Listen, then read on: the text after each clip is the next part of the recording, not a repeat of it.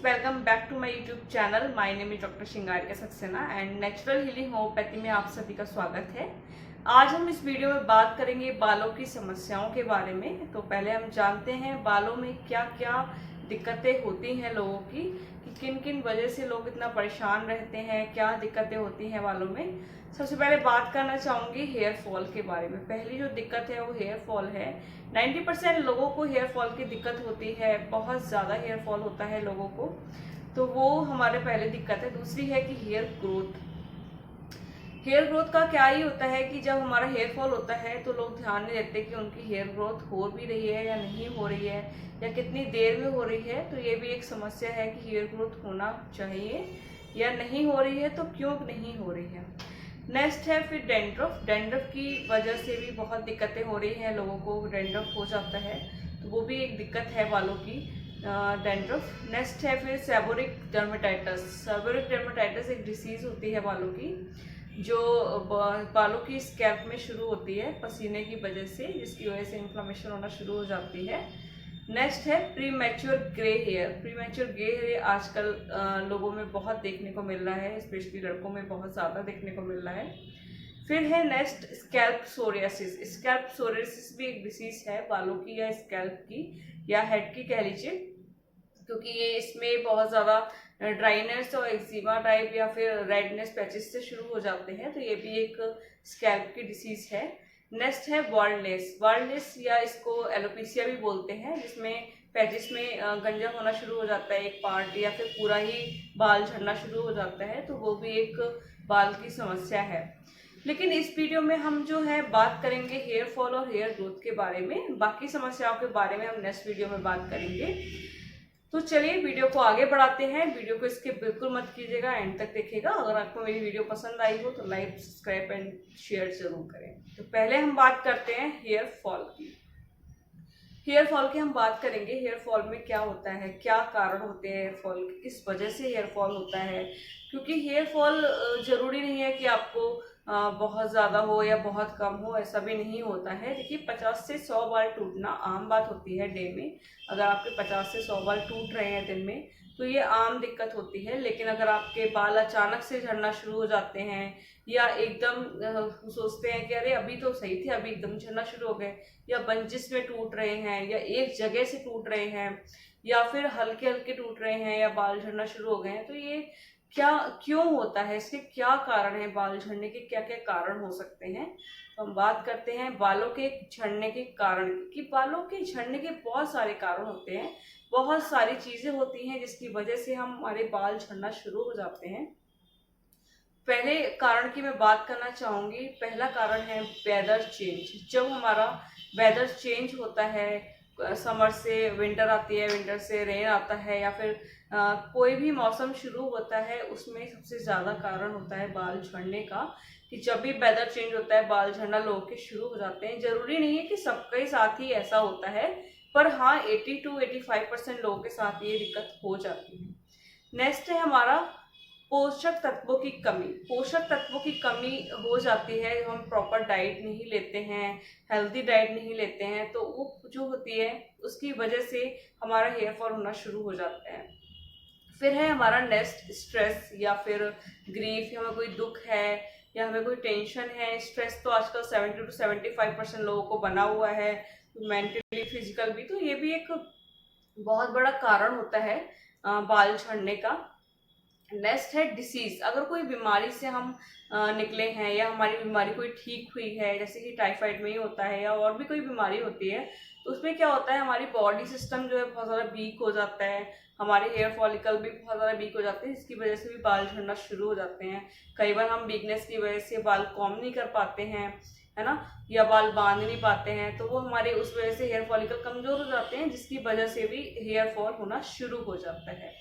Next है pregnancy. Pregnancy में क्या होता है, प्रेगनेंसी के टाइम पे जो एस्ट्रोजन लेवल होता है वो उस टाइम पे क्या होता है, बढ़ना शुरू होता है, जिस टाइम पे बाल तो हेल्दी रहते हैं, लेकिन आफ्टर डिलीवरी, डिलीवरी के बाद जो होता है बालों का झड़ना शुरू हो जाता है। क्यों? क्योंकि वहां पे जो एस्ट्रोजन लेवल बढ़ा हुआ था प्रेगनेंसी के टाइम पे वो कम होना शुरू हो जाता है। जिसकी वजह से बाल झड़ना शुरू हो जाते हैं। इसको हम हार्मोनल इम्बैलेंस भी कह सकते हैं कि हार्मोनल डिसबैलेंस की वजह से भी बाल झड़ना शुरू हो जाते हैं। फिर है मीनोपॉज। मीनोपॉज में भी आपको पता ही है कि हार्मोनल डिसबैलेंस होते हैं। मीनोपॉज शुरू हो जाता है जब लेडीज को, तो भी बाल झड़ना शुरू हो जाते हैं। नेक्स्ट है लिकोरिया। जब सफ़ेद पानी की दिक्कत होती है तब भी बाल झड़ना शुरू होते हैं, वो भी एक बड़ा कारण है बाल झड़ने का। फिर नेक्स्ट है डेंड्रफ। डेंड्रफ की वजह से बाल झड़ना शुरू हो जाते हैं, क्योंकि डेंड्रफ अगर बहुत ज़्यादा होगा सर में तो हमारे जो हेयर फॉलिकल्स होते हैं उनको ऑक्सीजन नहीं मिल पाता है, जिसकी वजह से बाल झड़ना शुरू हो जाते हैं। ये बहुत सारे कारण हैं, और भी कारण हैं जैसे कि बालों को टाइट बांध देना। बालों को टाइट बांधने की वजह से जो हमारे हेयर फॉलिकल होते हैं वो उनमें खिंचाव पड़ता है, जिसकी वजह से भी बाल झड़ना शुरू हो जाते हैं। नेक्स्ट है केमिकल ट्रीटमेंट लेना। केमिकल ट्रीटमेंट जैसे कि स्ट्रेटनिंग है, पमिंग है ना, हेयर और हेयर कलर कराते हैं लोग, ब्लीच कराते हैं, एक्सटेंशन लगवाते हैं। तो ये सब चीज़ें भी हमारे हेयर फॉलिकल्स पे या बालों पे इफेक्ट डालती है, जिसकी वजह से बाल झड़ना शुरू हो जाते हैं। तो ये बहुत सारे कारण हैं, और भी कारण होते हैं जैसे कि जेनेटिक्स भी आता है कि जेनेटिक्स पहले मम्मी पापा को था कि उनको भी बालों की दिक्कत थी, दादी बाबा को भी था, नानी नाना को था, तो ये हमारे जेनेटिक्स भी हमारे ये दिक्कत हो सकती है हेयर फॉल की।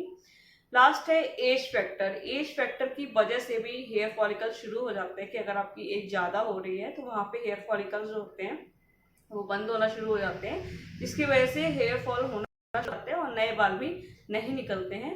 तो ये भी एक बड़ा कारण है, एज फैक्टर की वजह से भी बाल झड़ना शुरू हो जाते हैं।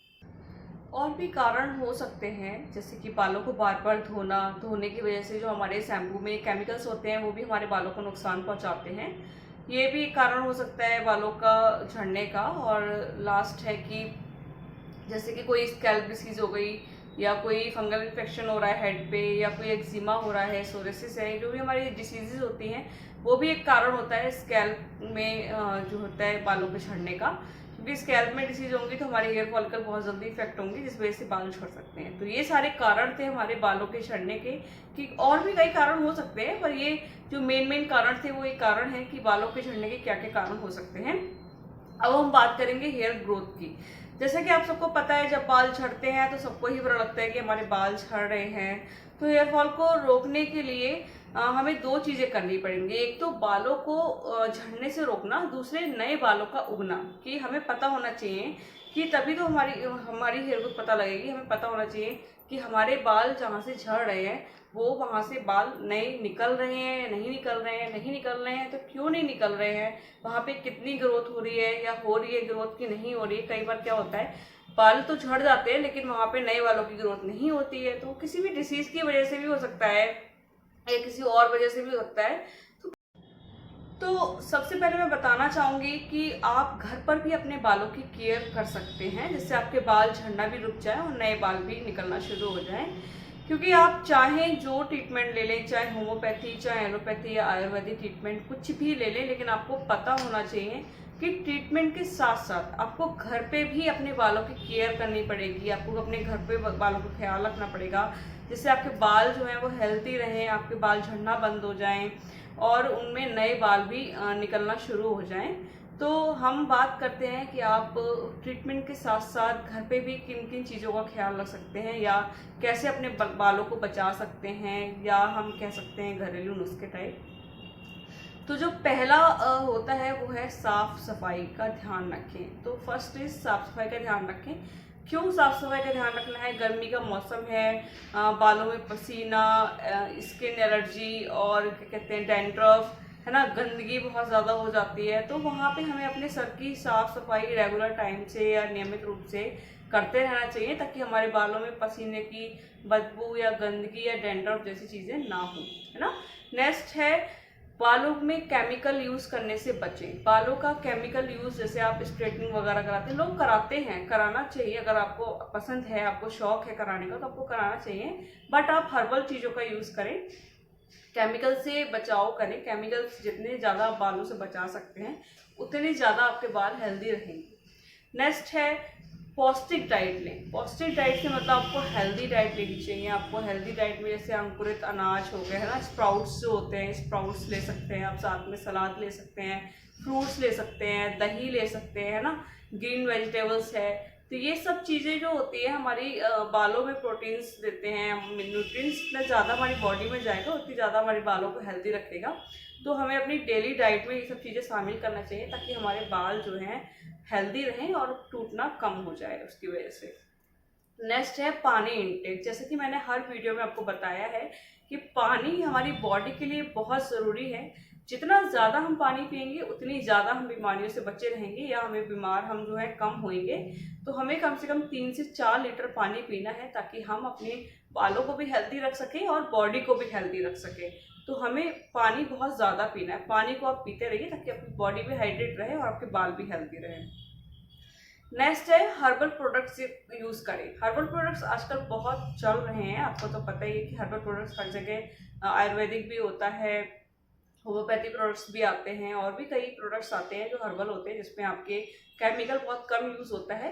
तो वो प्रोडक्ट्स यूज़ करें आप अपने हेल्थ बालों के लिए या हेड के लिए ताकि आपके बाल जो है झड़ना बंद हो जाए और नए बाल भी उगना शुरू हो जाए। नेक्स्ट है बालों को हल्का बांधें। जैसे कि कई लोग जूड़ा कर लेते हैं, चोटी टाइट यहाँ बांध लेते हैं, तो उससे क्या होता है हमारे बाल जो है खिंचाव पड़ना शुरू हो जाता है। और लड़कों में भी होता है कि जिनके बाल बड़े होते हैं, कई लड़के बाल बड़े रखने का शौक करते हैं तो वो हेयर बैंड लगा लेते हैं। इसकी वजह से क्या होता है उनके आगे के बाल जाना शुरू हो जाते हैं। तो आगे के बाल इसलिए आते हैं क्योंकि आप हेयर बैंड वगैरह लगाते हैं तो पीछे को उनका खिंचाव पड़ता है, तो उस वजह से भी हेयर फॉल हो जाता है। तो आप जो है उसको क्या करिए, हल्का बांधे। चोटी या जूड़ा कर रही है अगर आप दिन में भी कर रही है तो रात को अपना हल्का बांध के खुला छोड़ दें या फिर हल्का उसको हल्की ढीली ढीली चोटी करके छोड़ दें ताकि बालों को ऑक्सीजन मिले और आपके बाल हेल्दी बने रहें। नेक्स्ट है ऑयलिंग। ऑयलिंग बालों को बहुत ज़रूरी है। अगर आपको ऑयलिंग पसंद नहीं है तो आप सर धुलने से 2 घंटे पहले कर सकते हैं ऑयलिंग। नारियल तेल से भी ऑयलिंग कर सकते हैं। नारियल तेल बहुत यूजफुल होता है बालों की हेल्थ रखने के लिए। तो उससे क्या होता है, और अगर आपको ऑयलिंग पसंद है तो आप एक रात पहले भी कर सकते हैं। जब भी आप सर धुलें आपको ऑयलिंग बहुत मस्त होता है। उससे क्या होता है हमारा ब्लड सर्कुलेशन अच्छा होता है, सर की मसाज होती है, हेयर फॉलिकल्स को ऑक्सीजन मिलता है जिस वजह से हेयर फॉल भी कम होता है और न्यू बालों की ग्रोथ भी अच्छी हो जाती है। तो ऑयलिंग मस्ट है। ऑयलिंग से बहुत अच्छा सर्कुलेशन हमारी बॉडी पे और हेल्थ पे और हेड पे होता है जिसकी वजह से हम बालों को अच्छे से रख सकते हैं। ये सब हमारे घरेलू तरीके थे कि हम अपने बालों को घर पे हम कैसे उसको ठीक कर सकते हैं। तो अब हम बात करते हैं होम्योपैथी ट्रीटमेंट की कि होम्योपैथी में क्या क्या ट्रीटमेंट है बालों को रोकने के लिए या बालों को झड़ने से रोकने के लिए और नए बाल की ग्रोथ के लिए। तो पहली मेडिसिन होती है R89, जर्मन का है ये ड्रॉप R89। ये आपके हेयर फॉल के लिए बहुत अच्छा वर्क करती है ये दवाई। और साथ ही साथ अगर आपके बाल पतले हैं या 2 मुंह बाल हैं या आपके बाल टूट रहे हैं, ब्रिटल हो रहे हैं, 2 मुंह हो रहे हैं, तो उसके लिए भी बहुत अच्छी मेडिसिन है। तो हम इसको कैसे लेंगे, इसका 20 ड्रॉप सुबह, 20 ड्रॉप दोपहर, 20 ड्रॉप शाम को आधे कप पानी में डालकर इसको पीना है। सुबह दोपहर शाम 20-20 ड्रॉप आधे कप पानी में डालकर, ठीक है। नेक्स्ट दवाई है हमारी arnica mother tincture, arnica montana plus jaborandi mother tincture, है ना। तो हमारे 2 टिंचर है, arnica mother tincture and jaborandi mother tincture. इनकी 10 ड्रॉप्स मतलब कि 20 ड्रॉप्स हो जाएगी। 10 ड्रॉप्स आर्निका मोन्टाना क्यू की और 10 ड्रॉप्स जवरंडी क्यू की आपको 20 बूंदे हो जाएंगी। ऐसी 20 बूंदे सुबह, ऐसी 20 बूंदे दोपहर और ऐसी 20 बूंदे शाम को आपको आधे कप पानी में डालकर लेनी है। सुबह दोपहर शाम दोनों की 10-10 बूंद मतलब 20-20 ड्रॉप आपको सुबह दोपहर शाम लेने हैं। नेक्स्ट है हमारा BNT arnica shampoo. BNT arnica shampoo ये हमारे हेयर ग्रोथ के लिए बहुत अच्छा शैम्पू है। इससे क्या होता है, एक तो ये हमारी ग्रोथ के लिए काम करता है और दूसरा प्रीमेच्योर ग्रे हेयर के लिए भी काम करता है। इसका हम नेक्स्ट वीडियो में पढ़ेंगे प्रीमेच्योर ग्रे हेयर क्या होता है। तो ये शैम्पू बहुत अच्छा है। जब भी आप यूज़ करें शैम्पू को यूज़ करें। BNT आर्निका शैम्पू बहुत ही अच्छा शैम्पू है फॉर हेयर फॉल के लिए और अपने हेयर ग्रोथ के लिए, दोनों के लिए बहुत अच्छा वर्क करता है। नेक्स्ट है कि हेयर ग्रोथ के लिए अगर आप ऑयल भी यूज़ करना चाहें तो BNT का हेयर ग्रोथ ऑयल भी आता है, वो भी आप यूज़ कर सकते हैं। अगर आप चाहें तो कोकोनट ऑयल या फिर कैस्टर ऑयल आता है। कैस्टर ऑयल को आप अकेला यूज़ नहीं करेंगे, उसमें एलोवेरा जेल डालकर या विटामिन E के कैप्सूल डालकर ही यूज़ करेंगे। वो भी ऑयलिंग के लिए बहुत अच्छा तेल है। कैस्टर ऑयल में विटामिन E और एलोवेरा जेल डालकर ही यूज़ करेंगे, अकेला कैस्टर ऑयल यूज़ नहीं करेंगे बालों के लिए। दोनों चीज़ें डालकर ही यूज़ करेंगे कैस्टर ऑयल।